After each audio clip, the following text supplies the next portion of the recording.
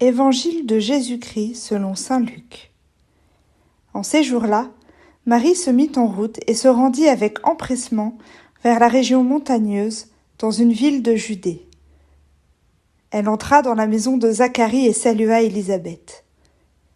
Or, quand Élisabeth entendit la salutation de Marie, l'enfant tressaillit en elle. Alors, Élisabeth fut remplie d'Esprit Saint et s'écria d'une voix forte : « Tu es bénie entre toutes les femmes, et le fruit de tes entrailles est béni. D'où m'est-il donné que la mère de mon Seigneur vienne jusqu'à moi ? Car, lorsque tes paroles de salutation sont parvenues à mes oreilles, l'enfant a tressailli d'allégresse en moi. Heureuse celle qui a cru à l'accomplissement des paroles qui lui furent dites de la part du Seigneur. » Marie dit alors : « Mon âme exalte le Seigneur, exulte mon esprit en Dieu mon Sauveur.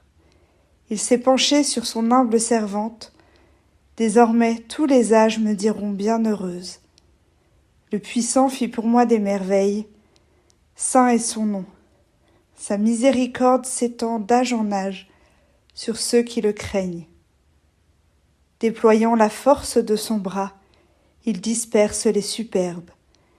Il renverse les puissants de leur trône. Il élève les humbles. Il comble de bien les affamés, renvoie les riches les mains vides. Il relève Israël son serviteur. Il se souvient de son amour, de la promesse faite à nos pères en faveur d'Abraham et sa descendance à jamais. Marie resta avec Élisabeth environ 3 mois, puis s'en retourna chez elle.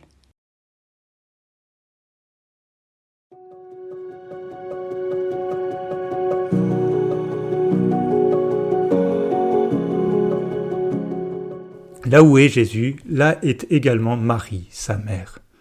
C'est vrai depuis la conception et la naissance de Jésus, jusqu'au pied de la croix et à la mise au tombeau. Marie n'est pas seulement présente, elle vit avec son Fils ce que lui-même a vécu. Elle est transpercée de ce glaive de douleur en voyant son Fils mourir, et elle participe à la gloire de son Fils sans que son corps, comme Jésus, ne connaisse la corruption. Marie, enfin, ne fait pas que vivre pour elle-même ce que vit son Fils Jésus, elle accompagne chacun des croyants sur leur chemin à la suite de Jésus. L'évangile d'aujourd'hui nous montre Marie qui permet à sa cousine Élisabeth de prendre conscience de la grâce de Dieu qui lui est faite, d'accueillir l'Esprit Saint et de faire monter vers le ciel sa louange.